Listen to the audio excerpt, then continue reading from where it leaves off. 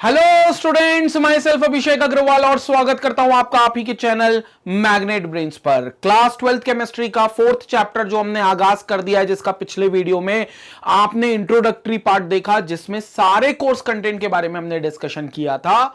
अब इस वीडियो में बच्चों हम लोग पहला टॉपिक स्टार्ट कर रहे हैं सरफेस केमिस्ट्री के चैप्टर का, जिसका नाम है एड्सॉर्प्शन। मतलब इस वीडियो में हम जानेंगे एड्सॉर्प्शन क्या है। और देखो ब्लैंक स्लाइड है क्योंकि पूरा मैं समझाऊंगा आपको कि एड्सॉर्प्शन क्या होता है।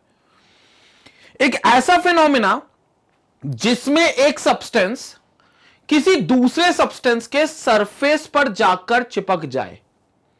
अब चिपकने के दौरान वो फिजिकल अट्रैक्शन दिखाएगा या केमिकल अट्रैक्शन दिखाएगा, यह अलग बात है। लेकिन अगर वो अट्रैक्शन दिखा रहा है एक सब्सटेंस दूसरे सब्सटेंस के सरफेस के साथ, तो वहां जो भी केमिस्ट्री इन्वॉल्व होगी उस केमिस्ट्री को मैं सरफेस केमिस्ट्री का पार्ट मानूंगा। और प्रिसाइसली इस प्रोसेस को मैं एड्सॉर्प्शन नाम दे दूंगा। मैं कहूंगा भैया ये जो प्रोसेस हो रही है ये एड्सॉर्प्शन हो रही है। क्लियर हो गया? सो पहले तो समझना जरूरी है कि एड्सॉर्प्शन क्या है। It's the process in which one of the substance gets attracted at the surface of another substance, and this process of attracting a particular substance on the surface of a different substance is called adsorption. This process is called adsorption. तो क्या होता है, देखो मेरे पास ये एक substance है, ठीक है, और ये सब्सटेंस का एक सरफेस है, ये एक सब्सटेंस है और सब्सटेंस का ये एक सरफेस मैंने बना लिया। अब जाहिर सी बात है इस सरफेस के सब्सटेंस पर छोटे छोटे से पोर्स होंगे, मतलब इस पर छोटे छोटे से पोर्स होंगे, होना चाहिए। अगर आप चाहते हो कि ये अच्छे से चीजों को एब्जॉर्ब करे तो इसके सरफेस पर अच्छे अच्छे पोर्स होने चाहिए। पोर्स मतलब समझ गए, छोटे छोटे से छेद होने चाहिए, ऐसे छोटे छोटे से होल होने चाहिए। अब कोई दूसरा सब्सटेंस होगा, वो इस पर आएगा और सिर्फ इसके सरफेस पर आकर चिपक जाएगा। ये कोई दूसरा सब्सटेंस है जो इस पर आ रहा है और इसके सरफेस पर जाकर चिपक गया, तो इन पोर्स में जाकर वो बैठ गया, इन पोर्स में जाकर वो बैठ गया। अब जाहिर सी बात है, मान लेता हूं मेरा ये सब्सटेंस है ए, जिसके पास वो सरफेस एरिया था, पोरोस कंटेनिंग सरफेस एरिया, जिस पर वो दूसरे सब्सटेंस को अपने ऊपर आकर्षित कर सकता था। और एक सब्सटेंस है बी, जो उस ए सब्सटेंस के ऊपर जाकर आकर्षित हो सकता था, यानी कि चिपक सकता था। तो एक सब्सटेंस हो गया ए, एक सब्सटेंस हो गया बी। अगर ये बी सब्सटेंस ए सब्सटेंस के पोर्स में जाकर बैठ जाता है जो कि सरफेस पे मौजूद है, तो मैं कहूंगा बी सब्सटेंस ए सब्सटेंस पर एड्सॉर्ब हो गया। क्या हो गया? एड्सॉर्ब हो गया। और इस प्रोसेस को बोल दूंगा एडसॉर्प्शन। एडसॉर्प्शन याद रखना, डी फॉर दिल्ली वाला आ रहा है एड्सॉर्प्शन में, ये एब्सॉर्प्शन नहीं है। बी फॉर भोपाल वाला नहीं है, ये डी फॉर दिल्ली वाला है। और इसमें सिर्फ सरफेस तक ही सब्सटेंस जाएगा। जो बी सब्सटेंस है वो ए सब्सटेंस के सिर्फ सरफेस तक जाएगा, ए सब्सटेंस के बल्क में नहीं जाएगा। अगर बल्क में चला जाएगा तो ये एब्जॉर्प्शन हो जाएगा, फिर हम ये कंसेप्ट नहीं पढ़ेंगे, फिर ये सरफेस केमिस्ट्री का पार्ट ही नहीं रहेगा, क्योंकि एब्जॉर्प्शन तो पूरा बल्क फिनोमिना होता है। बल्क फिनोमिना समझ गए ना? ए सब्सटेंस की पूरी बॉडी में अगर बी चिपक जाता, पूरी बॉडी में मतलब ए के अंदर तक भी बी चला जाता और उसके साथ केमिकल रिएक्शन या फिजिकल रिएक्शन कुछ भी कर लेता, तब मैं कहता कि ये एब्जॉर्ब हो गया, मतलब बी जो सब्सटेंस है वो ए पर एब्जॉर्ब हो गया। लेकिन एब्जॉर्ब नहीं होगा, वो एड्सॉर्ब होगा, सिर्फ सरफेस तक ही स्टिक रहेगा, सरफेस तक ही स्टिक रहेगा और अंदर तक बॉडी तक नहीं जाएगा। क्लियर हो गई मेरी बात? ये अंतर है एड्सॉर्प्शन और एब्जॉर्प्शन में। कई लोग मुझसे पूछे सर क्या आप डिफरेंस बता सकते हो, मतलब एक थ्योरेटिकल डिफरेंस अगर आप कोई पूछे हमसे तो हम क्या बोलेंगे? तो पहला डिफरेंस तो आप यही बता सकते हो कि कोई एक सब्सटेंस अगर दूसरे सब्सटेंस की सिर्फ सरफेस तक अट्रैक्ट हो रहा है तो वो एड्सॉर्प्शन है, और अगर पूरी बॉडी तक अट्रैक्ट हो रहा है, बल्क में अट्रैक्ट हो रहा है, तो वो एब्जॉर्प्शन है। अगर एक सब्सटेंस हम देखेंगे कि अगर वो जो एड्सॉर्प्शन है वो सरफेस फिनोमेना है क्योंकि वो सिर्फ सरफेस पर अकर करता है, एब्जॉर्प्शन जो है वो बल्क फिनोमेना है क्योंकि वो पूरे बल्क में अकर करता है। एग्जाम्पल आप दे सकते हो, जैसे रस्टिंग ऑफ आयरन, लोहे पे जंग लगती है तो आपको जो रस्ट मिलता है, ब्राउन कलर का जो आपको डिपोजिशन मिलता है, जो ब्राउन कोटिंग जम जाती है उसके ऊपर जो ब्राउन डिपोजिशन हो जाता है रस्ट का, वो कहां होता है? लोहे के सरफेस पर होता है या पूरे लोहे पर होता है? सिर्फ सरफेस पर होता है, अंदर तक नहीं होता। तो जो रस्टिंग का फिनोमेना है वो सरफेस फिनोमेना है, जो कि इसी कंसेप्ट पर आएगा एड्सॉर्प्शन पे। लेकिन वहां पर केमिकल रिएक्शन हो रही है, तो ये एड्सॉर्प्शन का एक और प्रिसाइज पार्ट रहेगा, जहां पर केमिकल बॉन्ड्स बना रहे हैं। कौन सब्सटेंस? जो एड्सॉर्ब हो रहा है वो, और जो एड्सॉर्ब कर रहा है वो, दोनों केमिकल बॉन्ड्स बना रहे हैं। लेकिन रस्टिंग आप एड्सॉर्प्शन के तरीके से एक एग्जाम्पल समझ सकते हो। एब्जॉर्प्शन के एग्जाम्पल तो बहुत सारे हो सकते हैं। एब्जॉर्प्शन के एग्जाम्पल में जैसे आपने एक फोम लिया, उस फोम को पानी की बाल्टी में भिगोया, नीचे तक डिपॉजिट किया और बाहर निकाला और उसको स्क्वीज किया। पानी क्या सिर्फ फोम के सरफेस से निकलेगा या पूरे फोम की बॉडी से निकलेगा? पूरे फोम की बॉडी से निकलेगा। मतलब वो जो स्पंज था जिसको मैं फोम बोल रहा हूं, उस स्पंज ने, उस फोम ने पानी को पूरी बॉडी में अपने एब्जॉर्ब कर लिया था, एब्जॉर्ब कर लिया था। तो ये हो गया एब्जॉर्प्शन का एग्जांपल। क्लियर हो गया? तो बहुत तरीके के आपको ये एब्जॉर्प्शन और एब्जॉर्प्शन में बहुत सारी चीजें मिलेंगी। आज के डेट में आप लोग कोविड-19 सिचुएशन में सबको पता है मास्क पहनना अनिवार्य है, जरूरी है। मास्क क्या होगा? आपने देखा होगा N95 मास्क है, ये बहुत सारे होते हैं, एक्टिवेटेड चारकोल के मास्क होते हैं। वो क्या काम करते हैं? वो जो भी चीज होती है वो अपने सरफेस पर एडजॉर्ब कर लेते हैं। जो भी पॉइजनस गैस हो, डस्ट हो, सारी चीजों को अपने सरफेस पर एडजॉर्ब कर लेते हैं। Again those mask also works on the concept of adsorption. पूरे मास्क में वो एब्जॉर्ब नहीं होंगे, सिर्फ सरफेस पर एडजॉर्ब होंगे, सरफेस तक एब्जॉर्ब होंगे, जिसको हम एडजॉर्प्शन बोल सकते हैं। Surface absorption can be called as adsorption. Clear हो गया? कई बार आपने देखा होगा, आप कोई इलेक्ट्रॉनिक डिवाइसेस लेते हो तो उस पे एक सिलिका जेल का सैशे आता है। आपने देखा होगा व्हाइट कलर का एक सैशे होता है, उसमें लिखा रहता है सिलिका जेल। क्या है वो आपका एक ऐसा सब्सटेंस है जो बता रहे हैं जो मॉइस्चर को एब्जॉर्ब कर सकता है। मतलब अगर आसपास कहीं पानी होगा तो वो सिलिका जेल में क्षमता है कि वो पानी को अपने सरफेस तक एब्जॉर्ब कर लेगी और नीचे वाला जो भी सब्सटेंस होगा, जो भी इलेक्ट्रॉनिक डिवाइस होगा, उसको बचा लेगी। तो ये एक एग्जांपल हो गया आपका एब्जॉर्प्शन का। तो सिंपल शब्दों में एब्जॉर्प्शन क्या है? कोई भी सब्सटेंस अगर दूसरे सब्सटेंस के सरफेस पर जाकर स्टिक हो रहा है, सरफेस तक जाकर एब्जॉर्ब हो रहा है, तो उस प्रोसेस को हम एब्जॉर्प्शन बोलेंगे। तो आप सिंपल शब्दों में बोल सकते हो surface absorption. Surface absorption can be called as adsorption. तो आप इसको एडजॉर्प्शन नाम दे सकते हो, सरफेस के एब्जॉर्प्शन को। सरफेस पर एब्जॉर्ब जो चीज हो रही है आप उसको एड्सॉर्प्शन बोलते हो। So what is adsorption? अगर कोई एक सब्सटेंस दूसरे सब्सटेंस के सरफेस पर जाकर स्टिक हो जाए, उसके लिए दूसरे सब्सटेंस के पास कुछ प्रॉपर्टीज होनी चाहिए, जिसमें पोरोसिटी एक प्रॉपर्टी। पोरोसिटी बोले तो छोटे छोटे से होल्स होने चाहिए जिसमें वो जाकर स्टिक कर सके, अपने आप को रोक सके, ठहराव आ सके उनमें। इसको बोलते हैं एड्सॉर्प्शन। तो एड्सॉर्प्शन आपको समझ में आ गया। ये आपको एक जीआईएफ बताया जिसमें एक मॉलिक्यूल है और ये देखो ये छोटे छोटे 3 मॉलिक्यूल्स इसके सरफेस पर जाकर एड्सॉर्ब हो रहे हैं। क्लियर हो गया? तो ये एड्सॉर्प्शन है। अब सवाल आता है कि सर इस ए को जो एड्सॉर्ब कर रहा है और जो एड्सॉर्ब हो रहा है बी को, अब बोलोगे क्या? कुछ बोलोगे, टर्मिनोलॉजीज यूज करोगे केमिस्ट्री में? बिल्कुल करेंगे। जो ए है, जो सरफेस एरिया प्रोवाइड कर रहा है एड्सॉर्ब करने के लिए, मतलब जिस पर एक्चुअली एड्सॉर्प्शन हो रहा है, उसको आप बोलोगे एड्सॉर्बेंट। क्या बोलोगे आप? एड्सॉर्बेंट, क्योंकि इस पर एड्सॉर्प्शन हो रहा है तो इसको बोलोगे एड्सॉर्बेंट। और जो सब्सटेंस एड्सॉर्ब कर रहा है बी सब्सटेंस, उसको आप बोलोगे एड्सॉर्बेट। तो ये हो जाएगा एड्सॉर्बेट। तो आप कह सकते हो कि जो एड्सॉर्बेट होता है वो एड्सॉर्बेंट पर जाकर एड्सॉर्ब होता है। जो एड्सॉर्बेट होता है वो एड्सॉर्बेंट पे जाकर एड्सॉर्ब होता है। क्लियर हो गया? तो जो सब्सटेंस एड्सॉर्ब होगा उसे एड्सॉर्बेट बोलेंगे और जिस पर एड्सॉर्प्शन हो रहा होगा उसे एड्सॉर्बेंट बोलेंगे। ऐसे याद रखना, क्योंकि बहुत कंफ्यूजिंग होता है कई लोगों को। बेंट कब होती है कोई चीजें? बेंट कब होती है? जब उस पर कोई वजन आता है। जैसे अगर मैं अपने पीठ पे एक लोड उठा लूं तो मेरी पीठ ऐसे बेंट हो जाएगी।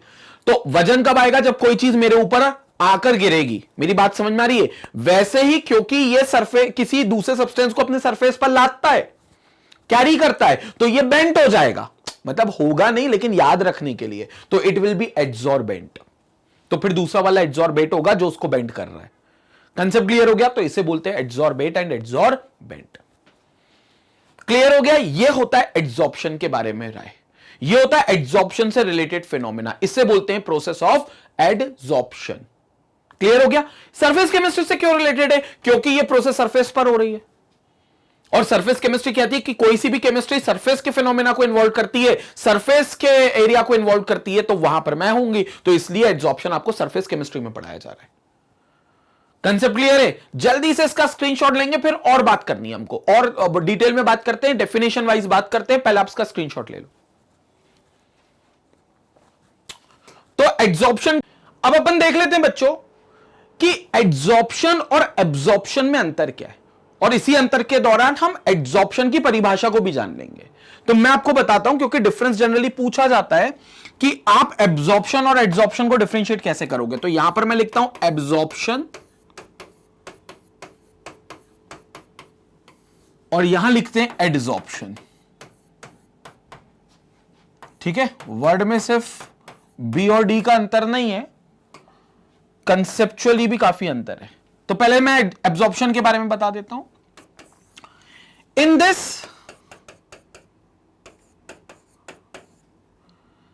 द सब्सटेंस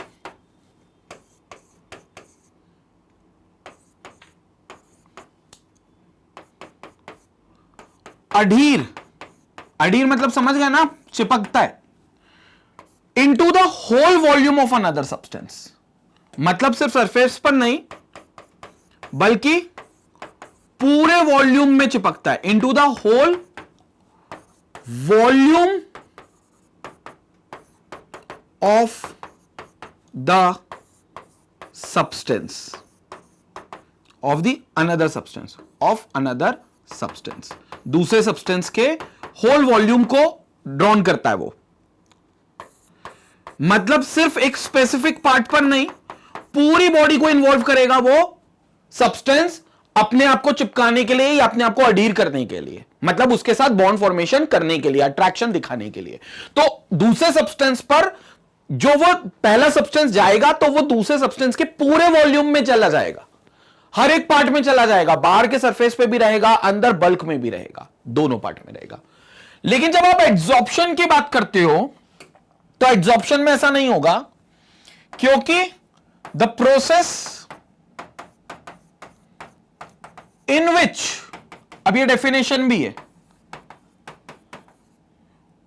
वन सब्सटेंस और it can be more than one substance, in which substance adhere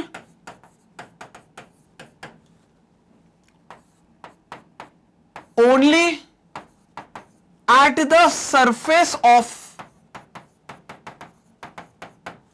another substance, only at the surface of another substance is called adsorption. So this is called adsorption. So this is what we have as adsorption. तो जो पहला substance होगा या एक से ज्यादा भी substance हो सकते हैं, वो अगर दूसरे किसी सब्सटेंस के सिर्फ सरफेस तक अडीर होंगे, सिर्फ सरफेस तक इंटरेक्शन रखेंगे, तो फिर उस प्रोसेस को आप एडसॉर्प्शन बोल दोगे। That is called adsorption. Second difference बहुत सिंपल डिफरेंस है। सेकेंड डिफरेंस कि ये बल्क फिनोमेना होता है, मतलब इट्स अ बल्क फिनोमेना, जबकि अगर हम इसकी बात करें तो इट्स एन सरफेस फिनोमेना। ये सिर्फ सरफेस फिनोमेना है, क्योंकि यहां पर जो भी चीजें इन्वॉल्व हो रही हैं वो सिर्फ एक सब्सटेंस के सरफेस की चीजें इन्वॉल्व हो रही हैं, तो सिर्फ एक सब्सटेंस का सिर्फ सरफेस इन्वॉल्व हो रहा है, तो it's a surface phenomena. Clear हो गया? एग्जाम्पल आप दे सकते हो, एग्जाम्पल मैंने कई बताए, एड्सॉर्प्शन के भी एग्जाम्पल कई बताए, जो मास्क आज के डेट में आप यूज कर रहे हो, जो सिलिका जेल्स आपको इलेक्ट्रॉनिक डिवाइसेस में मिलता है, ये सारे कंसेप्ट जो लगते हैं ये एड्सॉर्प्शन पे लगते हैं।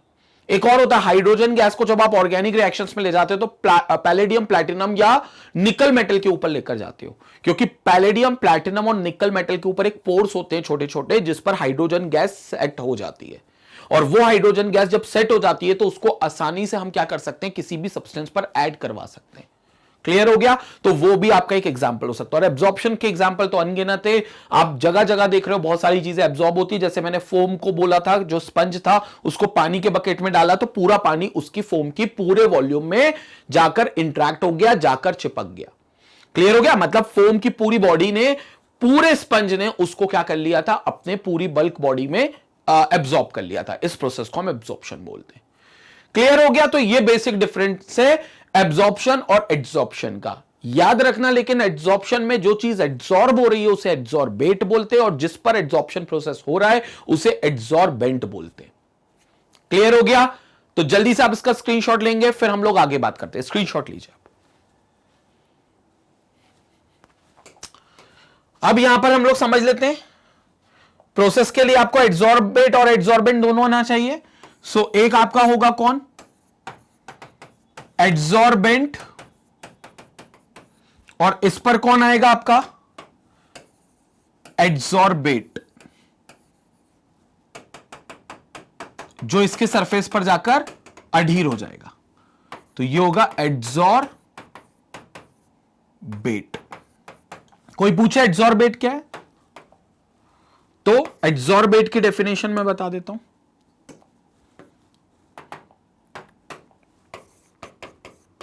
एड्सॉर्बेट की, the substance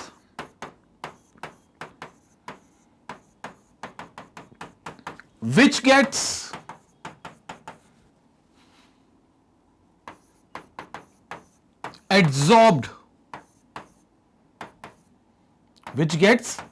adsorbed, during the process of adsorption is called adsorbate। जो सब्सटेंस एड्सॉर्ब होगा एड्सॉर्प्शन प्रोसेस के दौरान वो एड्सॉर्बेट होगा।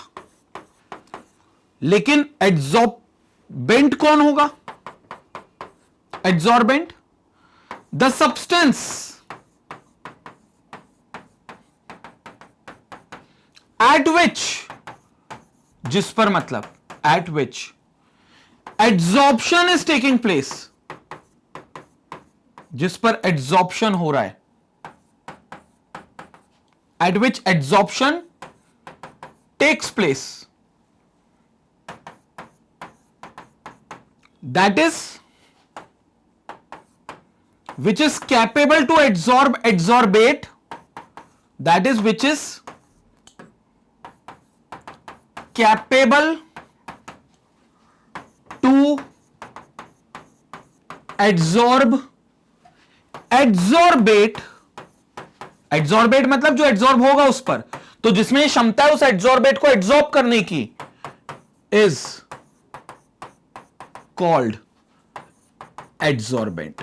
तो आप उसको क्या बोल दोगे, एड्सॉर्बेंट बोल दोगे, तो वो हो जाएगा एड्सॉर्बेंट। तो एड्सॉर्बेट क्या होते हैं, वो केमिकल्स जो एड्सॉर्ब होते हैं। एड्सॉर्बेंट क्या होते हैं, वो सब्सटेंसेस जिन पर एड्सॉर्प्शन होता है, मतलब जो एड्सॉर्बेट को बुलाते हैं, इन्विटेशन देते कि भैया आ जाओ हमारे सरफेस पे जाकर चिपक जाओ, हमारे सरफेस पे जाकर एड्सॉर्ब हो जाओ, तो उन्हें आप एड्सॉर्बेंट बोलोगे। अब आगे मैं सारी थ्योरी एड्सॉर्प्शन की, जो भी थ्योरी होगी बच्चों, वो सारी थ्योरी मैं एड्सॉर्बेट और एड्सॉर्बेंट के टर्म में ही बोलूंगा और उसी टर्म में पढ़ाऊंगा आपको। तो आपको कंफ्यूजन नहीं होनी चाहिए कि सर एड्सॉर्बेट और एड्सॉर्बेंट में क्या कंफ्यूजन है। मैंने आपको याद भी करवा दिया, जिस चीज पर एड्सॉर्प्शन होगा उस पर वजन लगेगा, जिस पर वजन लगता है वो मुड़ जाते हैं, बेंट हो जाते हैं। इधर कुछ ऐसा बेंटिंग वेंटिंग कोई थ्योरी नहीं होगी, फिजिक्स नहीं चल रहा, केमिस्ट्री चल रही है, लेकिन याद रखने के लिए बता रहा हूं क्योंकि इसमें बेंट वर्ड आ रहा है। तो जिस पर एड्सॉर्प्शन होगा वो बेंट हो जाएगा, तो वो एड्सॉर्बेंट कहलाने लगेगा, और फिर जो एड्सॉर्ब हो रहा होगा उसको एड्सॉर्बेट बोल देंगे। कंसेप्ट बिल्कुल सिंपल है, एक एड्सॉर्बेट और एक एड्सॉर्बेंट। संपट पड़ी मेरी बात, डिटेल में सबको संपट पड़ी, सारा कंसेप्ट क्लियर है। जल्दी से आप स्क्रीनशॉट लीजिए, फिर हम लोग आगे बात करते हैं, बहुत डिटेल में बात करेंगे टाइप्स ऑफ एड्सॉर्प्शन की। जल्दी से आप इसका स्क्रीनशॉट लीजिए।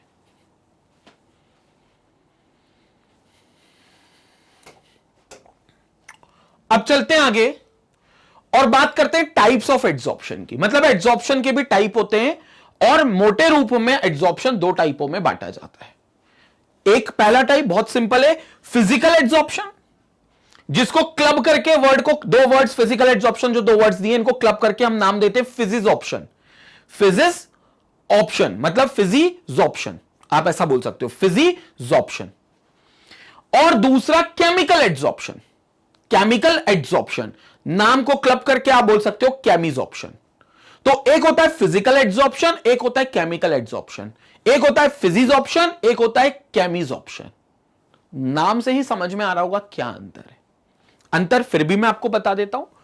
अगर एड्सॉर्बेट और एड्सॉर्बेंट ने अपने बीच में फिजिकल फोर्स ऑफ अट्रैक्शन रखा, मतलब ये रहा आपका एड्सॉर्बेंट जिस पर एड्सॉर्प्शन होगा, और इस पर ये आ गया आपका एड्सॉर्बेट जो एड्सॉर्ब होगा, तो ये यहां आकर आपका एड्सॉर्ब हो गया। ठीक है। अब अगर इस सब्सटेंस ने, मैं इनको नाम दे देता हूं, ये ए हो गया और ये वाला बी हो गया। अगर बी और ए के बीच में सिर्फ फिजिकल फोर्सेस लग रहे हैं, यानी कि सिर्फ फिजिकल फोर्स ऑफ अट्रैक्शन से ये दोनों एक दूसरे को स्टिक कर रहे हैं, जिसमें बी ए को स्टिक कर रहा है, यानी कि बी ए पर एड्सॉर्ब हो रहा है सिर्फ फिजिकल फोर्सेस ऑफ अट्रैक्शन के दम पर, तो ऐसे एड्सॉर्प्शन को मैं फिजिकल एड्सॉर्प्शन बोल दूंगा। यह एड्सॉर्प्शन हो जाएगा फिजिकल एड्सॉर्प्शन। सिर्फ फिजिकल फोर्सेस लग रहे हैं और कुछ नहीं। और फिजिकल फोर्सेस कौन से होते हैं, हम पढ़ चुके केमिस्ट्री 11th केमिस्ट्री में कि वो वॉन डेर वाल्स फोर्सेस होते हैं। मतलब सिर्फ और बी और ए पर सिर्फ वॉन डेर वाल्स फोर्सेस लगेंगे। तो अगर सिर्फ बी और ए पर फिजिकल फोर्सेस लग रहे हैं and these physical forces are in the physical force of attraction and these physical forces are nothing but simply van der Waals forces of attraction, then such adsorption is called physical adsorption. तो आप ऐसे adsorption को नाम दोगे कौन सा, physical adsorption. ये हो गया फिजिकल एड्सॉर्प्शन, क्योंकि सिर्फ फिजिकल फोर्सेस ऑफ अट्रैक्शन लगाने, कोई केमिकल रिएक्शन, कोई केमिकल बॉन्ड नहीं बनेगा, फिजिकल बॉन्ड बनेंगे प्योरली एड्सॉर्बेट और एड्सॉर्बेंट के बीच में, दैट्स इट। कोई केमिकल बॉन्ड नहीं बनेगा, मतलब कोई किसी को इलेक्ट्रॉन नहीं देगा। केमिकल बॉन्ड कब बन जाते हैं, जब इलेक्ट्रॉन ट्रांसफर हो जाते हैं। तो यहां पर बी और ए के बीच में कोई इलेक्ट्रॉन का ट्रांसफर नहीं होगा, सिर्फ van der Waals forces of attraction लगेंगे। इसको बोलते हैं फिजिकल एड्सॉर्प्शन। लेकिन अगर केमिकल बॉन्ड बन गया, इलेक्ट्रॉन का ट्रांसफर हो गया, किसके बीच में, एड्सॉर्बेट और एड्सॉर्बेंट के बीच में। ये एड्सॉर्बेंट है अभी, ये एड्सॉर्बेंट है अभी,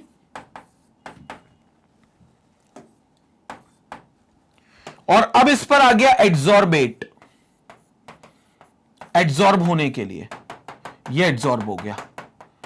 बट यहां पर जो बी और ए हैं, इनने अपने बीच में बना लिया केमिकल बॉन्ड। मतलब यहां पर जो आपका बी और ए है, ये बी और ए के बीच में अब ये जो बॉन्डिंग है, this is a chemical bond, जो बहुत स्ट्रॉन्ग बॉन्डिंग है।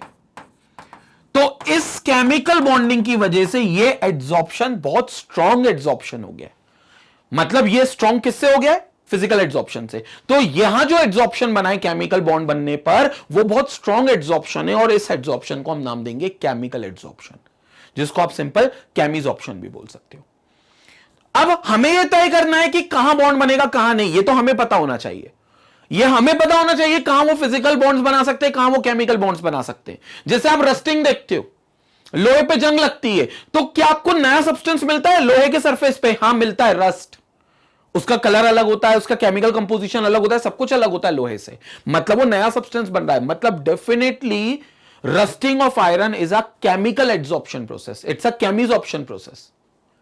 क्लियर हो गई मेरी बात?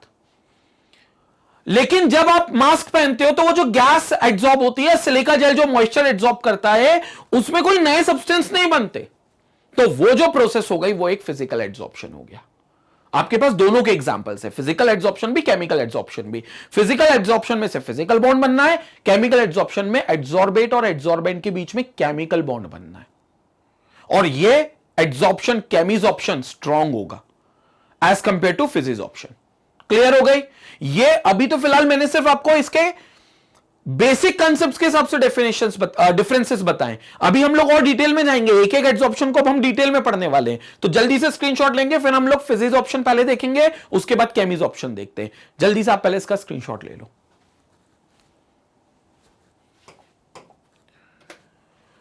अब देखते हैं फिजिजॉर्प्शन। तो पहले डेफिनेशन देखते हैं। Atoms of the gas are adsorbed on the surface of solid by weak van der Waals forces. ये weak van der Waals forces है। और जनरली आपको गैस के मॉलिक्यूल्स दिखेंगे जो एड्सॉर्ब होंगे किसी सॉलिड सरफेस पर, तो वहां पर अक्सर आपको फिजिकल फोर्स ही मिलेंगे, यानी कि वहां पर अक्सर जो एड्सॉर्प्शन होगा वो फिजिकल एड्सॉर्प्शन ही होगा, without the formation of a chemical bond between the adsorbate and adsorbent.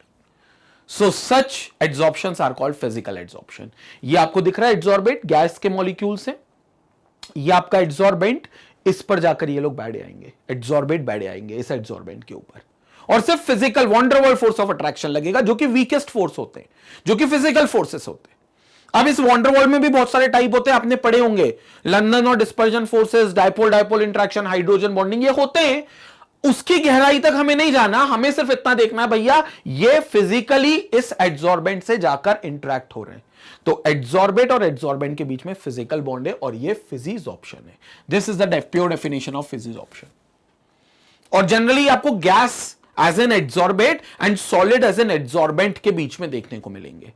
जो मैंने एग्जांपल दिया था ना आपको, hydrogen over palladium, platinum and निकल, कई बार आपने रिएक्शन यूज की होगी, आपने 11th में हाइड्रोकार्बन का चैप्टर पढ़ा है, वहां पर एक रिएक्शन आई होगी हाइड्रोजनेशन, हाइड्रोजन को ऐड करना। जनरली आपने एल्कीन पे या एल्काइन पे हाइड्रोजन ऐड किया होगा और सैचुरेटेड बनाने की कोशिश की होगी।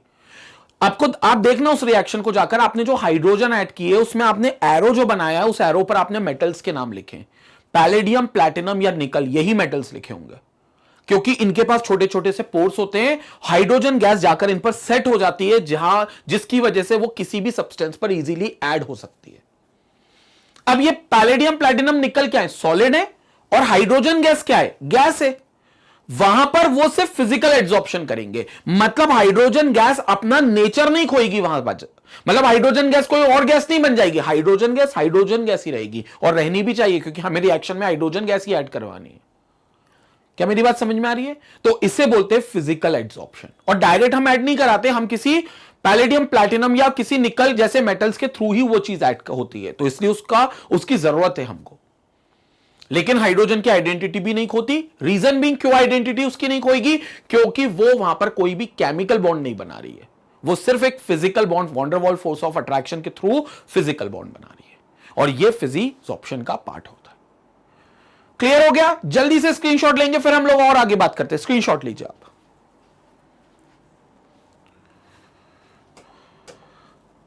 अब देखेंगे बच्चों, What are the characteristics of फिजिजॉर्प्शन, मतलब फिजिजॉर्प्शन जो प्रोसेस हो रही है उसमें खास बातें क्या है, उसके फीचर्स क्या है, इस प्रोसेस के फीचर्स क्या है। कुछ अच्छी बातें भी हो सकती है, कुछ बुरी बातें भी हो सकती हैं, तो उस पर हम लोग देखते हैं, रोशनी डालते हैं। पहला है लैक ऑफ स्पेसिफिसिटी। हालांकि ये सिर्फ अभी पॉइंट्स हैं, इनको हम डिटेल में देखेंगे, आगे की स्लाइड्स में ये डिटेल में लिखे हैं। लैक ऑफ स्पेसिफिसिटी का मतलब क्या है कि ये कोई स्पेसिफिक चीजों के लिए नहीं होता एड्सॉर्प्शन। मतलब जैसे ऐसा नहीं होता कि यार कोई एक सरफेस बोले यार मैं हाइड्रोजन गैस को एड्सॉर्ब कर लूंगा लेकिन कार्बन डाइऑक्साइड को नहीं करूंगा। हमने कहा भाई साहब एक मिनट सुनो, तुम फिजिजॉर्प्शन हो, तुमको कोई स्पेसिफिकेशन, मतलब तुम इतने सिलेक्टिव, इतने चूज ही नहीं हो सकते। तुमको तो कोई सी भी गैस दे देंगे, तुमको वंडरवॉल फोर्स ऑफ अट्रैक्शन दिखाना है, तुमको तो उसको एड्सॉर्ब करना पड़ेगा। मतलब यहां पर कोई स्पेसिफिसिटी नहीं है कि एक पर्टिकुलर टाइप का एड्सॉर्बेट ही उस एड्सॉर्बेंट पर जाएगा। कोई सा भी एड्सॉर्बेट किसी भी एड्सॉर्बेंट पर जा सकता है, क्योंकि वंडरवॉल फोर्स तो यूनिवर्सल फोर्स है ना, सभी पर लगती है, तो इसलिए यहां कोई स्पेसिफिकेशन नहीं है। केमिकल एड्सॉर्प्शन में स्पेसिफिकेशन होती है। आयरन पर रस्टिंग ही होती है और उसका कलर ब्राउन ही होता है क्योंकि वो आयरन ऑक्साइड ही बनाता है। अब क्लोरीन गैस बोले कि भैया मैं आयरन के साथ रिएक्ट करके आयरन क्लोराइड बनाना चाहती हूं, तो नहीं जाएगी, क्योंकि वहां केमिकल बॉन्ड आयरन का ऑक्सीजन से ज्यादा अच्छा होगा एज कंपेयर टू क्लोरीन, इसलिए वो आयरन ऑक्साइड ही बनाता है। तो वहां पर स्पेसिफिसिटी है, यहां पर कोई स्पेसिफिसिटी नहीं है। कोई स्पेसिफिक एड्सॉर्बेट पे नहीं जाएगा। बात करेंगे हालांकि डिटेल में। एड्सॉर्बेट का नेचर इस पे निर्भर करता है, मतलब एड्सॉर्बेट अच्छा होना चाहिए जो आसानी से जाकर उस एड्सॉर्बेंट पर चला जाए, मतलब एड्सॉर्बेट का इंटरेक्शन एड्सॉर्बेंट से अच्छा होना चाहिए। ठीक है, तो इसमें भी बात करेंगे किस तरीके के एड्सॉर्बेंट जल्दी फिजिजॉर्प्शन कर लेते हैं। They are reversible in nature, ये अच्छी बात है, फिजिजॉर्प्शन रिवर्सिबल होते हैं। मतलब अभी आपने फिजिजॉर्प्शन करवा लिया, एड्सॉर्प्शन हो गया, आप चाहोगे तो डिसॉर्प्शन भी हो जाएगा। Desorption is an opposite word for adsorption, is an opposite process of adsorption. Desorption बताऊंगा मैं आपको। डिसॉर्प्शन में आप क्या करते हो, जो चीजें एड्सॉर्ब हो चुकी होती है उनको वापस लाते हो कि भैया एड्सॉर्ब मत हो, वापस आ जाओ। इस प्रोसेस को डिसॉर्प्शन कहते हो, और फिजिकल एड्सॉर्प्शन में संभव है। हाइड्रोजन गैस जो प्लैटिनम के ऊपर बैठी है उसको आप वापस निकाल सकते हो, वापस से सब चीजें अंडू कर सकते हो। केमिसॉर्प्शन में ये नहीं हो पाएगा। आपको जो लोहा जंग खा चुका है उसको बोलो कि जंग वापस ले ले और हमको लोहा हमारा वापस से पुराना वाला दे दे, ऐसा नहीं होगा। रस्ट हो गया तो हो गया, खत्म लोहा। क्लियर हो गई मेरी बात? तो ये रिवर्सेबल है। डिटेल में बात करेंगे। सरफेस एरिया ऑफ एड्सॉर्बेंट पे भी निर्भर करेगा, जाहिर सी बात है। एड्सॉर्बेंट कितना जो ऑफर कर रहा है अपना सरफेस एरिया किसी एड्सॉर्बेंट को आने के लिए, इस पे भी निर्भर करेगा। एंड एंथैल्पी ऑफ एड्सॉर्प्शन पे भी बात की जाएगी कि इस दौरान हीट भी तो निकलेगी, क्योंकि बॉन्ड बन रहा है। मानते हैं बहुत वीक बॉन्ड बन रहा है, मानते हैं फिजिकल बॉन्ड बन रहा है, लेकिन बन तो रहा है ना भैया बॉन्ड। तो बॉन्ड बन रहा है तो एंथैल्पी निकलेगी। क्या होगा? ये सारी चीजें हम लोग डिटेल में एक एक करके सारे पॉइंट्स को डिस्कस करते हैं। पहला है lack of specificity. Van der Waals forces are universal. मैंने कहा था ना ये यूनिवर्सल है, ये किसी एक गैस पर होंगे या दूसरे पे नहीं होंगे ऐसा नहीं है। Wonder wall force her gas पर है। तो एड्सॉर्बेंट को ये सिलेक्टिविटी नहीं है उसकी कि वो किसी एक गैस को एड्सॉर्ब करेगा, उसको ये परमिशन नहीं है। वो तो किसी भी गैस को एड्सॉर्ब कर सकता है। इसका मतलब कोई भी स्पेसिफिक एड्सॉर्बेट एड्सॉर्ब नहीं होगा। जनरली सारे एड्सॉर्बेंट जो गैसेस होंगी वो सारी एड्सॉर्ब हो जाएंगी एड्सॉर्बेंट पे, सॉलिड एड्सॉर्बेंट पे। Therefore a given surface of an adsorbent does not show any preference for a particular gas in physisorption। तो एड्सॉर्बेंट को ये परमिशन नहीं है कि वो कोई पर्टिकुलर एड्सॉर्बेट को ही अपने ऊपर एड्सॉर्ब करेगा। वो कोई सी भी गैस एज एन एड्सॉर्बेट अपने ऊपर एड्सॉर्ब कर सकता है। तो इसलिए it does not show any preference for a particular gas in physisorption. Clear हो गया? स्क्रीनशॉट लेंगे, आगे फिर बात करते हैं। Second, nature of adsorbate. Adsorbate कैसा होना चाहिए? अब देखो, हम लोग यहां पर फिजिसॉर्प्शन की बात कर रहे हैं तो हम एड्सॉर्बेट को फिलहाल गैस मानकर चलते हैं, जो एक ऐसे एड्सॉर्बेंट जो सॉलिड होगा उस पर जाकर एड्सॉर्ब होगी। अब वो गैस कैसी होनी चाहिए? ऐसी गैसेस जो आसानी से लिक्विफाइड हो सके, आसानी से अपने आप को लिक्विड फॉर्म में कन्वर्ट कर सके। अब मेरे को बताओ, आपने थर्मोडायनेमिक्स अगर पढ़ा हो 11th क्लास में, या आपने स्टेट्स ऑफ मैटर अगर पढ़ा हो जिसपे आपके लिक्विड स्टेट की भी बात की गई थी, वहां पर आपने ये जरूर पढ़ा होगा कि वो गैसेस जो आसानी से लिक्विफाइड हो सकती हैं उनका क्रिटिकल टेम्परेचर ज्यादा होगा। क्योंकि क्रिटिकल टेम्परेचर जितना ज्यादा होगा उनको उतना बड़ा एरिया मिलेगा अपने आप को लिक्विड फॉर्म में एग्जिस्ट करने के लिए, मतलब अपने आप को लिक्विड फॉर्म में एग्जिस्ट करवाने के लिए। कंसेप्ट क्लियर है? जितना ज्यादा क्रिटिकल टेम्परेचर, आपको याद है ना क्रिटिकल टेम्परेचर की कहानी, कुछ ऐसा ग्राफ आपने पढ़ा होगा। क्लियर हो गए? ऐसे आपने स्लोप्स देखे होंगे बहुत सारे। यहां पर एक टेम्परेचर होता है जिसको आप टीसी बोलते हो, जिसके ऊपर अगर टेम्परेचर गया तो वो सीधा आपका गैस में कन्वर्ट होगा without getting converted into liquid state. देखा होगा, इस टीसी को आप बोलते हो क्रिटिकल टेम्परेचर।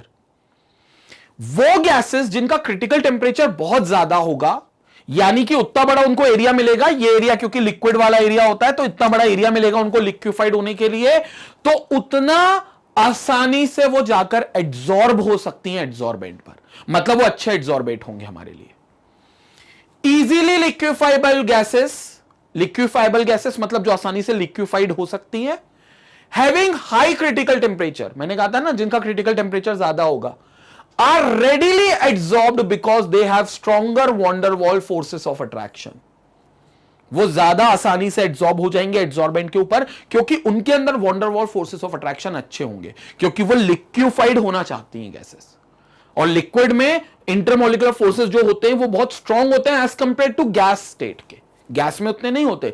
और जब वो गैसेस चाहती हैं कि वो लिक्विफाइड हो जाए, मतलब उनके इंटरमोलिकुलर फोर्सेस ऑफ अट्रैक्शन बहुत अच्छे, जिनको आप wonder wall force of attraction बोलते हो। और इसका मतलब वो आसानी से किसी एड्सॉर्बेंट पर भी जाकर आसानी से एड्सॉर्ब हो सकती है। इसका एग्जाम्पल देखो, 1 ग्राम ऑफ एक्टिवेटेड चारकोल। अभी एक्टिवेटेड चारकोल क्या है मैं आपको बता दूं, ये एड्सॉर्बेंट होता है। जो आपके मास्क आते हैं ना, आप देखना कई जगह पर जो बहुत हाई बहुत कॉस्टली मास्क होते हैं जो आप देखते होगे, उसमें आगे जो रहता है वो एक एक्टिवेटेड चारकोल लगा रहता है जो एड्सॉर्बेंट का काम करता है। वो एक्टिवेटेड चारकोल पर जितनी भी पॉइजनस गैसेस होती है वो अपने सरफेस पर सबको एड्सॉर्ब करा लेता है और अंदर तक नहीं जाने देता।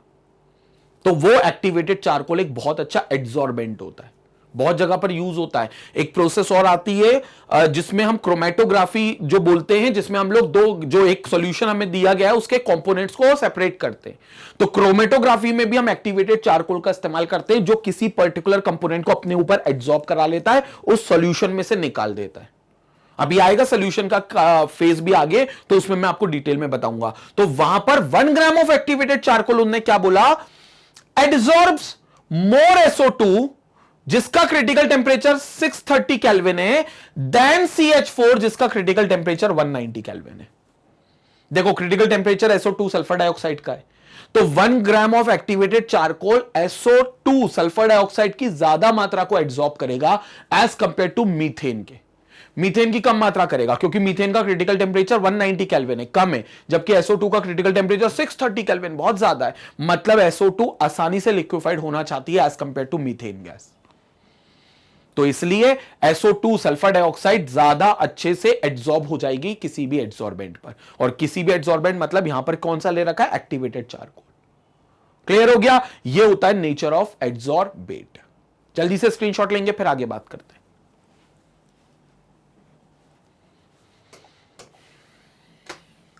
रिवर्सिबल नेचर, मैंने कहा ना एक तरफ से रिएक्शन हो रही है लेकिन वापस भी जा सके तो उसके रिवर्सिबल बोलते हैं। अगर फिजिकल एड्सॉर्प्शन एक प्रोसेस मान लो जो एक दिशा में हो रही है कि एड्सॉर्बेंट पर जाकर एड्सॉर्ब हो रहा है, तो वही एड्सॉर्बेट एड्सॉर्बेंट से वापस निकल भी सकता है और डिसॉर्ब भी हो सकता है। याद रखना, the process of separating adsorbate from adsorbent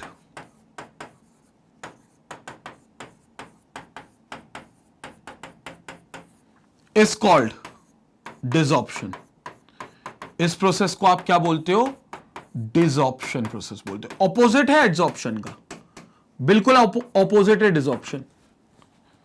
तो रिवर्सिबल मतलब जो चीज एड्सॉर्ब हो गई है वो चीज डिसॉर्ब भी हो सकती है, वापस भी आ सकती है। और फिजिकल एड्सॉर्प्शन में संभव है क्योंकि कोई नया सब्सटेंस नहीं बना, कोई नए केमिकल बॉन्ड नहीं बने जो वापस से ब्रेक नहीं हो सकते। ये सिर्फ फिजिकल फोर्स है, ये वंडरवॉल फोर्स है जो वीकर फोर्स है। आप इसको कभी भी तोड़ सकते हो और अपना एड्सॉर्बेंट बाहर निकाल सकते हो एड्सॉर्बेंट से, तो ये रिवर्सिबल होते हैं। Solid plus gas gives gas into solid plus heat, और वापस भी जा सकते हो। अगर आप हीट दे दोगे तो वो वापस से सॉलिड और गैस अलग अलग हो जाएंगे। गैस क्या था, एड्सॉर्बेट था, और सॉलिड क्या था, एड्सॉर्बेंट था। तो आपने हीट निकली थी, जब ये एब्जॉर्ब हुए थे तो 100% हीट निकली होगी। हालांकि हीट बहुत ज्यादा अमाउंट में नहीं निकली होगी लेकिन निकली होगी। अब पूछो हीट क्यों निकली होगी, क्योंकि केमिस्ट्री कहती है जब भी बॉन्ड्स बनते भले फिजिकल बॉन्ड बने या केमिकल बॉन्ड बने, आपको हीट मिलेगी। हां, हीट कम ज्यादा हो सकती है, जैसे फिजिकल बॉन्ड बहुत ज्यादा स्ट्रांग नहीं होते तो हीट जो बने निकलेगी वहां से वो कम निकलेगी। केमिकल बॉन्ड क्योंकि बहुत स्ट्रांग होते हैं तो वहां से हीट ज्यादा निकलेगी, लेकिन हीट निकलेगी जरूर। आप वो हीट वापस सप्लाई कर दो तो वो हीट गैस को मिलेगी, गैस वेपराइज होने की कोशिश करेगा तो वो सॉलिड एड्सॉर्बेंट को छोड़ के चला जाएगा, डिसॉर्प्शन हो जाएगा। हमें वापस से हमारा सॉलिड अलग एज एन एड्सॉर्बेंट और गैस अलग एज एन एड्सॉर्बेट मिल जाएगी। क्लियर हो गया। So physisorption of gases over solid occurs readily at low temperature because the adsorption process is exothermic। अब फिजिसॉर्प्शन क्या है, एक एक्सोथर्मिक प्रोसेस है। एक्सोथर्मिक मतलब ये हीट निकालती है, इसलिए ये लो टेम्परेचर पर बड़ी आसानी से हो जाती है। क्योंकि लो टेम्परेचर पर एक्सोथर्मिक रिएक्शन फेवर्ड हो जाती है। इक्विलिब्रियम ने हमें बताया है कि जब लो टेम्परेचर करते हैं तो वहां पर जो रिएक्शंस होती हैं वो फॉरवर्ड डायरेक्शन में, जो एक्सोथर्मिक रिएक्शंस होती हैं वो फेवर्ड हो जाती हैं। इसलिए फिजिसॉर्प्शन भी, क्योंकि एक्सोथर्मिक रिएक्शन है तो लोअर टेम्परेचर पे फेवर हो जाएगा, मतलब आसानी से आपका फिजिसॉर्प्शन होगा। More amount of gas is absorb when the pressure is increased as the volume of the gas decreases.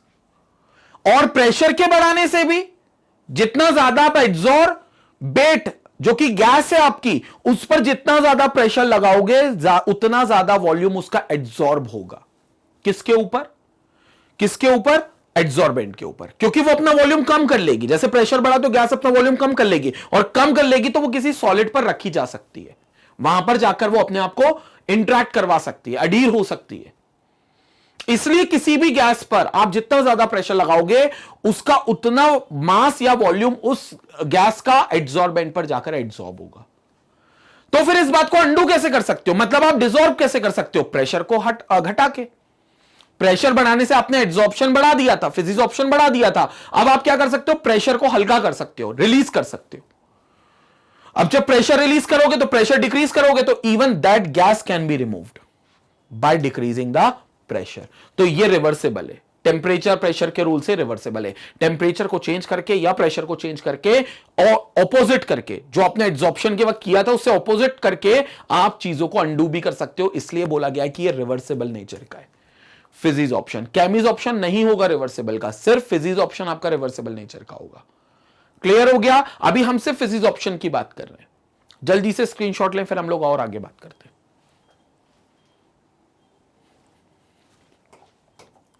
इसके बाद सरफेस एरिया ऑफ एड्सॉर्बेंट, ये तो बहुत सिंपल चीज है। सरफेस एरिया ऑफ एड्सॉर्बेंट मतलब जितना ज्यादा सरफेस एरिया होगा एड्सॉर्बेंट का, एड्सॉर्प्शन उतना ज्यादा होगा। भैया सरफेस एरिया, सरफेस बहुत ज्यादा एक्सपोज्ड है एड्सॉर्बेंट का, तो ज्यादा एड्सॉर्बेट को जगह मिलेगी आने के लिए। छोटा सा सरफेस एरिया है, कम जगह एड्सॉर्बेंट के पास, तो कम एड्सॉर्बेट आ पाएगा। तो इसका मतलब एड्सॉर्प्शन फिजिसॉर्प्शन वाला जो होगा वो डायरेक्टली प्रोपोर्शनल होगा to the surface area of the adsorbent. Directly proportional मतलब जितना ज्यादा सरफेस एरिया होगा उतना एड्सॉर्प्शन हो सकेगा। कॉमन सेंस है ये तो। क्लियर हो गया? क्योंकि सरफेस फिनोमेना में सरफेस एरिया ज्यादा से ज्यादा होना चाहिए उस प्रोसेस को फेवर करवाने के लिए। स्क्रीनशॉट लेंगे, फिर आगे बात करते हैं। तो बच्चों ये था कैरेक्टरिस्टिक्स ऑफ फिजिसॉर्प्शन, जिसमें अभी एक और कैरेक्टरिस्टिक बचा हुआ है, एंथैल्पी ऑफ एड्सॉर्प्शन। अब मैंने आपको कहा था क्योंकि बॉन्ड बन रहे किसके बीच में, एड्सॉर्बेट और एड्सॉर्बेंट के बीच में। कौन से बॉन्ड बन रहे हैं, फिजिकल बॉन्ड। तो एंथैल्पी निकलेगी, हीट एनर्जी निकलेगी। हालांकि बहुत ज्यादा नहीं निकलेगी क्योंकि फिजिकल बॉन्ड कोई बहुत स्ट्रांग नहीं होते, बहुत वीक बॉन्ड है, इसलिए एनर्जी बहुत कम निकलेगी। So enthalpy of adsorption is quite low, which is somewhere around 20 to 40 kilo joules per mole.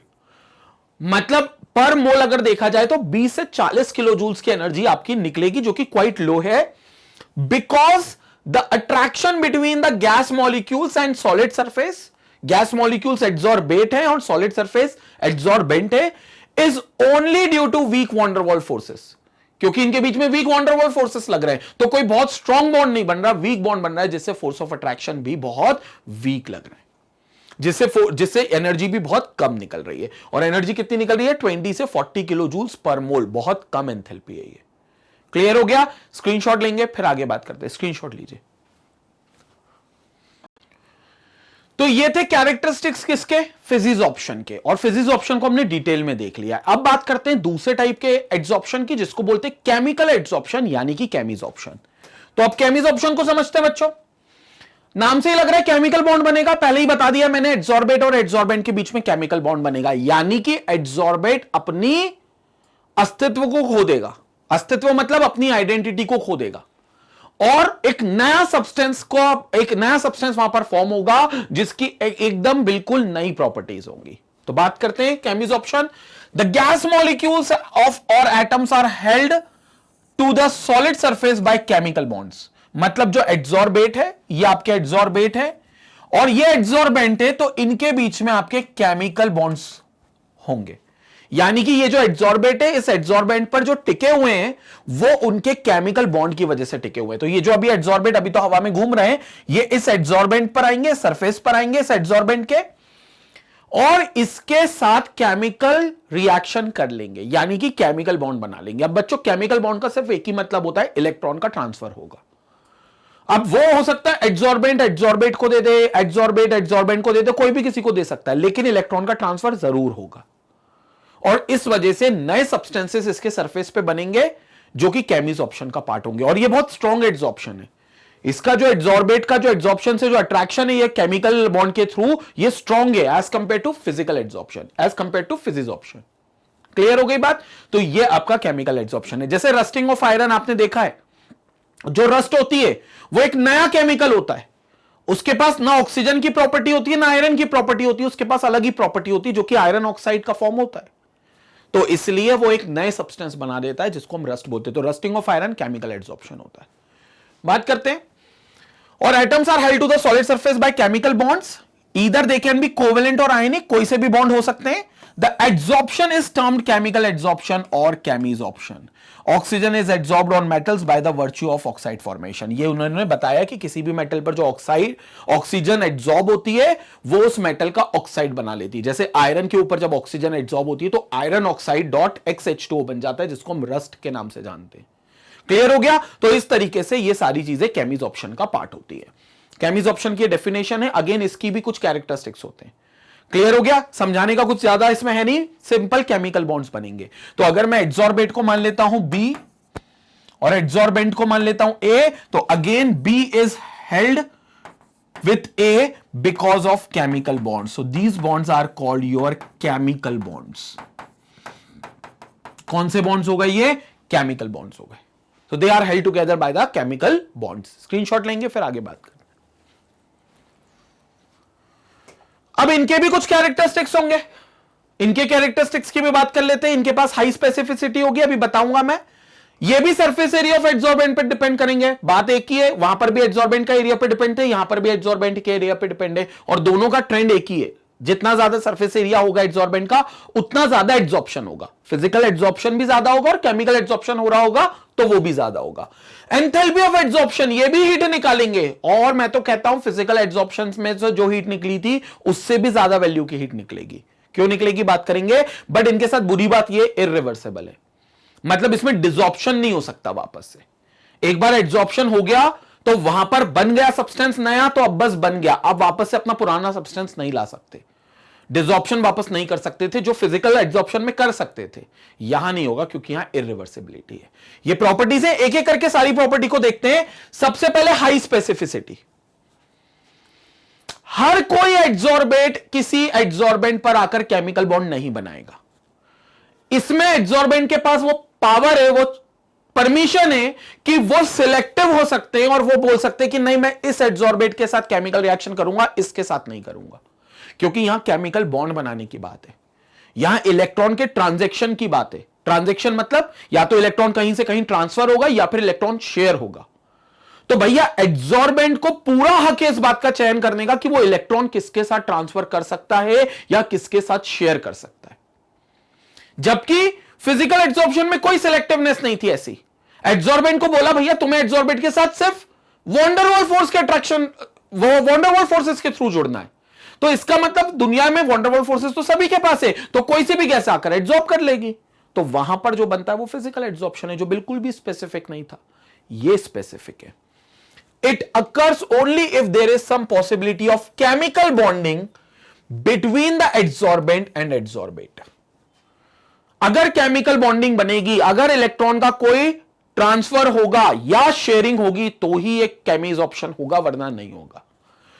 Example, oxygen is adsorb on metals due to oxide formation. Oxygen और metal में ऐसा हो जाता है। तो अगर कोई मेटल का सरफेस है और ऊपर ऑक्सीजन है, तो जनरली वो ऑक्सीजन उस मेटल के साथ केमिकल बॉन्ड बना लेगी, क्योंकि ऑक्सीजन इलेक्ट्रॉन को एक्सेप्ट करना चाहता है और मेटल इलेक्ट्रॉन को डोनेट करना चाहता है। तो वहां पर दोनों में सामंजस्य बैठ जाता है, तो दोनों केमिकल बॉन्ड बना लेते हैं, केमिसॉर्प्शन कर देते हैं। Hydrogen is adsorb by the transition metals due two hydride formation. जो ट्रांजिशन एलिमेंट्स होते हैं, मेटल्स होते हैं, डी ब्लॉक के मेटल्स, वो जनरली हाइड्राइड्स बना लेते हैं। तो वो हाइड्राइड्स बना लेते हैं बिकॉज, क्योंकि वहां पर वो हाइड्रोजन को एड्सॉर्ब कर लेते हैं। और हाइड्रोजन को क्यों एड्सॉर्ब कर लेते हैं? क्योंकि वहां पर भी उनको जो इलेक्ट्रॉन की रिक्वायरमेंट है वो हाइड्रोजन से पूरी हो जाती है, शेयरिंग ऑफ इलेक्ट्रॉन की मदद से, और इसलिए वो अपना हाइड्राइड फॉर्मेशन करते हैं। क्लियर हो गया? तो ये सिर्फ तभी होगा जब दोनों एड्सॉर्बेट और एड्सॉर्बेंट एक दूसरे के रिक्वायरमेंट को पूरा कर रहे हो। इलेक्ट्रॉन का जो रिक्वायरमेंट दोनों को चाहिए, किसी को चाहिए इलेक्ट्रॉन, किसी को डोनेट करना है, कोई चाहता है शेयरिंग करना, अगर एड्सॉर्बेट और एड्सॉर्बेंट में ये तालमेल बैठ जाता है इलेक्ट्रॉन को लेकर, तो वहीं पर सिर्फ केमिकल एड्सॉर्प्शन होगा, वहीं पर सिर्फ केमिकल बॉन्ड बनेगा। इसलिए ये केमिकल एड्सॉर्प्शन बहुत स्पेसिफिक होता है। अब स्क्रीनशॉट लेंगे, अगले कैरेक्टरिस्टिक पे फिर बात करेंगे।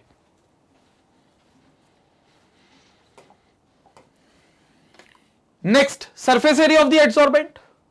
क्लियर है? उतना ज्यादा एड्सॉर्प्शन होगा जितना ज्यादा सरफेस एरिया होगा, तो they are directly proportional. extent of adsorption is directly proportional to the surface area. More is the surface area of the adsorbent, more will be the extent of adsorption. Extent of adsorption means adsorption का limit, adsorption की हद. तो extent of adsorption is the surface, depends on the surface of the adsorbent. ज्यादा surface area है adsorbent का, तो ज्यादा adsorbate chemical bonds बना सकते हैं, तो adsorption बढ़ जाएगा. कम छोटा सरफेस एरिया एड्सॉर्बेंट का तो कम एड्सॉर्प्शन होगा. क्लियर है? ये फिजिकल एड्सॉर्प्शन में भी सेम ट्रेंड था. ठीक है, इसमें कुछ नया नहीं है. And surface area of the adsorbent, ये this is enthalpy, this is been written wrong, so this should be enthalpy. Enthalpy of adsorption क्या लगता है आपको? हीट तो निकलनी चाहिए, ज्यादा कि कम? बहुत ज्यादा, बहुत ही ज्यादा. पूछो क्यों बहुत ज्यादा? क्योंकि भाई साहब स्ट्रॉन्ग बॉन्ड बन रहे हैं, केमिकल बॉन्ड बन रहे हैं जो बहुत स्ट्रॉन्ग होते हैं, तो स्ट्रॉन्ग बॉन्ड की वजह से बहुत ज्यादा निकलेगी. और देखो 240 किलो जूल पर मोल निकलेगी. फिजिकल एड्सॉर्प्शन में याद है 20 से 40 किलो जूल मात्र निकलती थी पर मोल. यहां 20-40 नहीं, यहां 240 किलो जूल्स पर मोल निकल रही है, बहुत ज्यादा निकल रही है. As it is involves the chemical bond formation, जो स्ट्रॉन्ग बॉन्ड होते हैं.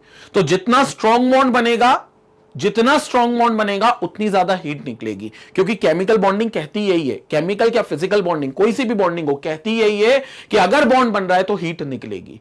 फिजिकल बॉन्ड उतने स्ट्रॉन्ग नहीं थे इसलिए कम हीट निकली, केमिकल बॉन्ड बहुत स्ट्रॉन्ग है इसलिए 240 किलो जूल के ऑर्डर तक की हीट निकलती है. स्क्रीनशॉट लेंगे फिर आगे बढ़ते. क्लियर हो गया बच्चों? इसके अलावा इररिवर्सिबिलिटी, ये भी एक कैरेक्टरिस्टिक है. क्या कैरेक्टरिस्टिक है? It is usually irreversible. ये इररिवर्सिबल होते हैं, मतलब जो केमिकल बन गया, जैसे रस्ट बन गया, जंग लग गई लोहे में, अब तुम जंग को वापस करके, रस्ट को वापस करके क्या लोहा वापस से पा सकते हो क्या? जो पहले जैसा लोहा था अच्छा वाला, नहीं पा सकते. रस्ट हो गया, लोहा खराब हो चुका है, हो चुका है. अब ये अंडू नहीं किया जा सकता क्योंकि केमिकल बॉन्ड्स हो चुके हैं ना. अब ये आसानी से टेम्परेचर और प्रेशर को ऑल्टर करके वापस से कंडीशंस को अंडू करके आप वापस से वो बॉन्ड नहीं तोड़ सकते. फिजिकल बॉन्ड तो कर सकते थे क्योंकि वो सिर्फ वॉन्डरवॉल फोर्स के दम पे आया था. यहां वॉन्डरवॉल फोर्स के दम पे कुछ भी खेल नहीं है, इसलिए आप इनको नहीं तोड़ सकते. तो ये इररिवर्सिबल होते हैं. मतलब एक बार एड्सॉर्प्शन हो गया तो हो गया, डिसॉर्प्शन नहीं हो सकता. इसके अलावा कुछ और फीचर्स भी है. यहां से जो हम बात कर रहे हैं दीज आर जनरल फीचर्स. तो इसके बाद जनरल फीचर्स भी हैं. It is very slow and low at low temperature due to high energy of activation. अब लो टेम्परेचर पर ये जो केमिकल एड्सॉर्प्शन होता है ये स्लो होता है. फिजिकल एड्सॉर्प्शन तेज होता था. पूछो क्यों लो टेम्परेचर पे स्लो होता है? क्योंकि अगर केमिकल रिएक्शन होनी है तो रिएक्टेंट मॉलिक्यूल्स को एक्टिवेशन एनर्जी को गेन करना होगा. क्योंकि हम जानते हैं रिएक्शन के मैकेनिज्म में जब तक रिएक्टेंट मॉलिक्यूल्स एक मिनिमम अमाउंट की एनर्जी अपने अंदर नहीं रखते तब तक वो प्रोडक्ट नहीं बना सकते. ऐसा आप केमिकल काइनेटिक्स में और डिटेल में मुझसे पढ़ोगे कि हर रिएक्टेंट मॉलिक्यूल्स को एक मिनिमम एनर्जी चाहिए जिसको एक्वायर करके वो रिएक्टेंट मॉलिक्यूल्स प्रोडक्ट बना सकते हैं. तो लो टेम्परेचर अगर रहा तो उस रिएक्टेंट मॉलिक्यूल्स को वो एनर्जी मिलेगी नहीं कि वो केमिकली रिएक्ट करके प्रोडक्ट बना ले. और यहां केमिकल रिएक्शन करनी है, यहां केमिकल बॉन्ड बनना है. तो इसलिए लो टेम्परेचर पे केमिकल एड्सॉर्प्शन फेवर्ड नहीं होगा आपका. यह बात याद रखना. जो कि फिजिकल एड्सॉर्प्शन हो जाता था क्योंकि वहां कोई नया सब्सटेंस नहीं बनना था, वहां कोई प्रोडक्ट जैसी चीज नहीं बननी थी. यहां बननी है, इसलिए रिएक्टेंट को आपको एक्टिवेशन एनर्जी देनी पड़ेगी जो लो टेम्परेचर पर संभव नहीं है. इसलिए लो टेम्परेचर पे ये जो प्रोसेस होती है स्लो डाउन होती है. Generally it increases with the rise of temperature. लेकिन फिर आप जैसे जैसे टेम्परेचर को बढ़ाते जाओगे, जैसे जैसे टेम्परेचर को बढ़ाते जाओगे, ये क्या करेंगे, ये अपने आप को इंक्रीज करेगी प्रोसेस. मतलब इस प्रोसेस का जो रेट है, केमिकल एड्सॉर्प्शन की बात कर रहा हूं, इस प्रोसेस का जो रेट है ये बढ़ता जाएगा, केमिसॉर्प्शन का रेट बढ़ता जाएगा. Physisorption of a gas adsorb at low temperature may change into chemisorption at high temperature. और यह भी होता है कि किसी गैस का फिजिसॉर्प्शन जो लो टेम्परेचर पर हो रहा है वो केमिसॉर्प्शन में कन्वर्ट भी हो सकता है अगर हाई टेम्परेचर तक आप पहुंचा दो तो. मतलब जो गैस पहले बोल रही थी मैं सिर्फ वॉन्डरवॉल फोर्स ऑफ अट्रैक्शन के थ्रू ही किसी एड्सॉर्बेंट पर जाकर अडीर हो सकती हूं, लो टेम्परेचर पर वही गैस हाई टेम्परेचर पर उसी एड्सॉर्बेंट के साथ केमिकल बॉन्ड भी बना सकती है एट हाई टेम्परेचर. तो even physisorption can convert itself into chemisorption at high temperatures and usually high pressure favors chemisorption. जितना ज्यादा आप प्रेशर लगाओगे जनरली ये कैमीज ऑप्शन को फेवर करेगा, यानी कि केमिकल एड्सॉर्प्शन को फेवर करेगा, क्योंकि जितना ज्यादा प्रेशर लगाओगे उतना ज्यादा वहां पर वो सॉलिड एड्सॉर्बेंट के ऊपर हमारा एड्सॉर्बेट बैठता जाएगा और उतना अच्छा बॉन्ड वो बनाता जाएगा, क्योंकि मोर इज द प्रेशर तो वो मोर बहुत स्ट्रॉन्ग बॉन्ड धीरे धीरे बनाता जाएगा। तो इसलिए ये कैमीज ऑप्शन को फेवर करते हैं। ये कुछ जनरल टर्म्स थे, ऊपर वाला इट इज यूजुअली इरिवर्सिबल। जल्दी से स्क्रीनशॉट लेंगे फिर हम लोग आगे बात करते हैं। तो ये हमने यहां पर स्टूडेंट समझ लिया। अब इसके बाद बात आती है distinction between physisorption and chemisorption, कि फिजिक्स ऑप्शन और केमीज ऑप्शन में अंतर क्या है। वैसे तो वही अंतर के सारे पॉइंट्स हैं, डिफरेंस के सारे वही पॉइंट्स हैं जो हमने अलग अलग इनके लिए पढ़े, लेकिन एक बार और डिस्कस कर लेते हैं पॉइंट्स को। फिजिक्स ऑप्शन पहला, it arises due to weak van der Waals forces. Physisorption में वीक वॉन्डरवॉल फोर्सेस होते हैं, केमीज ऑप्शन में स्ट्रॉन्ग केमिकल बॉन्ड्स होते हैं। मतलब इसमें इलेक्ट्रॉन का ट्रांसफर होता है या फिर इलेक्ट्रॉन की शेयरिंग होती है। कुछ तो इलेक्ट्रॉन को लेकर हरकत होती है, इसमें कोई इलेक्ट्रॉन को लेकर हरकत नहीं होती। इसमें simple van der Waals force of attraction लगते हैं। ये नॉट स्पेसिफिक है। कोई भी एड्सॉर्बेंट पर जाकर, कोई भी एड्सॉर्बेंट गैस किसी सॉलिड एड्सॉर्बेंट पर जाकर एड्सॉर्ब हो सकती है। ये हाईली स्पेसिफिक है। एक पर्टिकुलर टाइप का एड्सॉर्बेट को ही एड्सॉर्बेंट अपने ऊपर एड्सॉर्ब करवाएगा। क्लियर हो गया। हर किसी के साथ वो केमिकल बॉन्ड नहीं बना सकते, क्योंकि इलेक्ट्रॉन की रिक्वायरमेंट जो कोई स्पेसिफिक गैस ही होगी जो एड्सॉर्बेंट के लिए पूरी कर सकती है। इसलिए they are highly specific. They are reversible in nature. आप इसमें डिसऑर्प्शन कर सकते हो वापस से। जैसे आप टेम्परेचर को लोअर टेम्परेचर पे फिजिक्स ऑप्शन फेवर्ड है, लेकिन हाई टेम्परेचर कर दो तो वापस से वो गैस निकलकर बाहर आ जाएगी, डिसऑर्प्शन हो जाएगा। हाई प्रेशर पे फिजिक्स ऑप्शन फेवर्ड है, लो प्रेशर कर दोगे तो वापस से गैस निकलकर बाहर आ जाएगी। इर्रिवर्सिबल इन नेचर, इसमें कोई रिवर्सिबिलिटी पॉसिबल नहीं है। इर्रिवर्सिबल है ये। एक बार जो न्यू सब्सटेंस बन गया तो बन गया, वो वापस से आपको ओल्ड सब्सटेंस नहीं देगा। कोई भी कंडीशन को आप चेंज कर लो, ये लोग इर्रिवर्सिबल ही रहेंगे। केमीज ऑप्शन इर्रिवर्सिबल ही रहेगा। लो एंथैल्पी ऑफ एड्सॉर्प्शन, एड्सॉर्ब होते वक्त एंथैल्पी कम होगी 20 से 40 किलो जूल पर मोल, बात कर चुके हैं। क्योंकि स्ट्रॉन्ग बॉन्ड ये बनाएंगे, हाई एंथैल्पी ऑफ एड्सॉर्प्शन होगी केमीज ऑप्शन की, जो कि 80 से 240 तक जाएगी, 240 किलो जूल्स पर मोल केमीज ऑप्शन, क्योंकि स्ट्रॉन्ग केमिकल बॉन्ड्स बनेंगे। फिजिक्स ऑप्शन में क्यों इतनी एनर्जी कम? क्योंकि वीक वॉन्डरवॉल फोर्सेस बन रहे हैं। तो वीक बॉन्ड बनेगा तो कम एनर्जी निकलेगी, स्ट्रॉन्ग बॉन्ड बनेगा तो ज्यादा एनर्जी निकलेगी। क्लियर हो गया। स्क्रीनशॉट लेंगे और डिफरेंसेस से बात करते, पहले स्क्रीनशॉट लीजिए।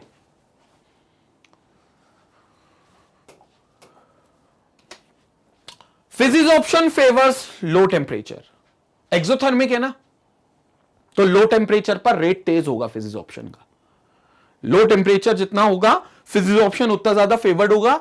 It favours at high temperature. Chemisorption को लेकिन हाई टेम्परेचर चाहिए, क्योंकि लो टेम्परेचर पर वो होगा नहीं। रीजन बीइंग क्यों? क्योंकि जो रिएक्टेंट मॉलिक्यूल्स हैं उनको मिनिमम एनर्जी चाहिए होती है अपने आप को नए सब्सटेंस बनाने के लिए, जो केमीज ऑप्शन में वो बनाएंगे भी सरफेस पर। लेकिन वहां तक पहुंचने के लिए आपको हाई टेम्परेचर देना ही पड़ेगा, लो टेम्परेचर पे काम नहीं बनेगा।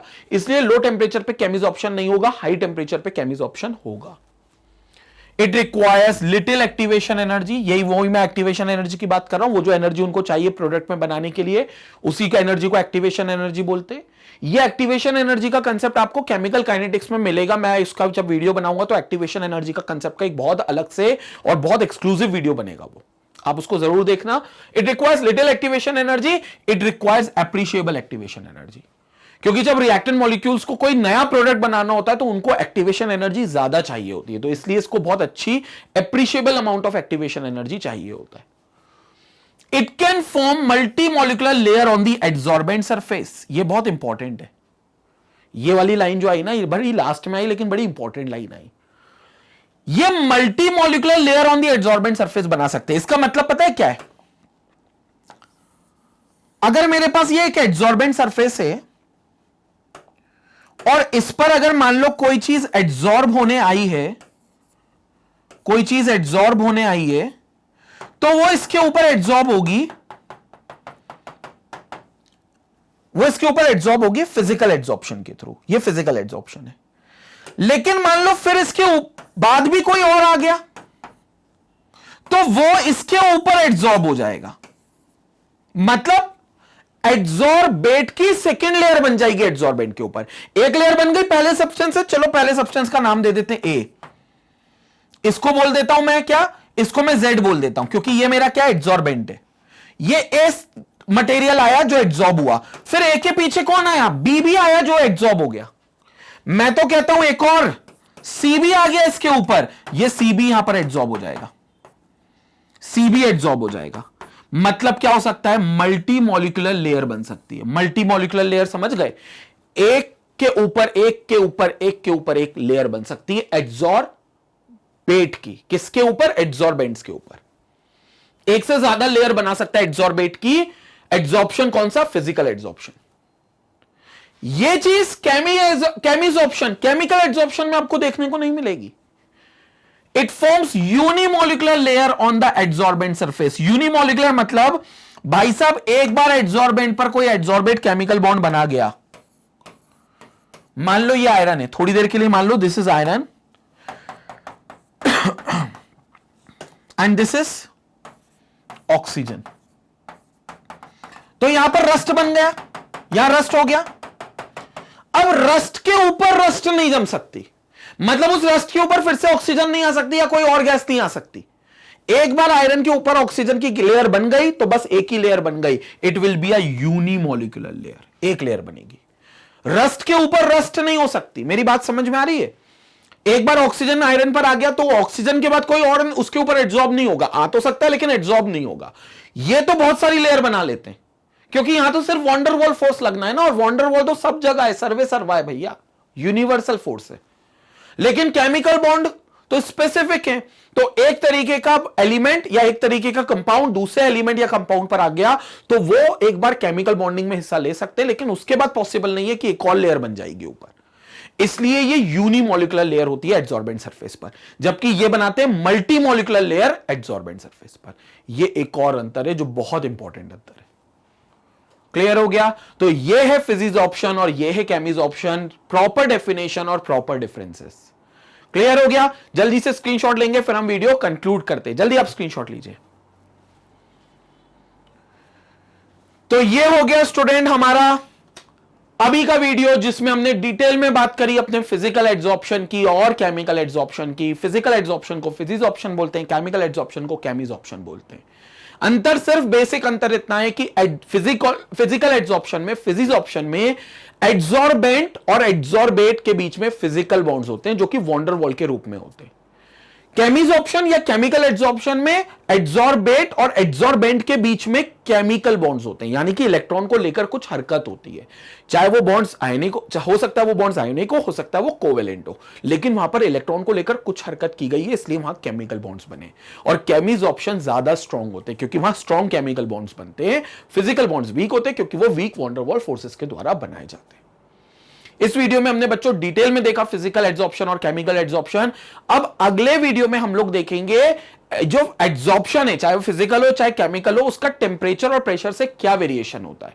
उनके कर्व देखेंगे और उनकी इक्वेशंस को भी समझेंगे कि टेम्परेचर और प्रेशर को ऑल्टर करने से क्या इन एड्सॉर्प्शंस पे असर पड़ता है। और जैसा कि आपको पता है बच्चों, मैग्नेट ब्रेन्स में क्लास 4 से लेकर क्लास 12 तक के हर सब्जेक्ट हर चैप्टर के एक्सक्लूसिव वीडियोस है जो आपकी पढ़ाई को बेहतर बनाने के लिए magnetbrains.com पर अवेलेबल है, जिन्हें वहां पर आप एक्सेस कर सकते हैं क्योंकि वहां पर प्रॉपर एक प्लेलिस्ट बनाई गई है हर चैप्टर की। वहां पर आपको ऑर्डर्ड फॉर्म में आपको सारे लेक्चर्स मिलेंगे और वहीं से अगर इन लेक्चर से जुड़े हुए कोई नोट्स होते हैं तो वो नोट्स को भी आप डाउनलोड कर सकते हैं। Keep learning with Magnet Brains, stay connected, stay educated, take care.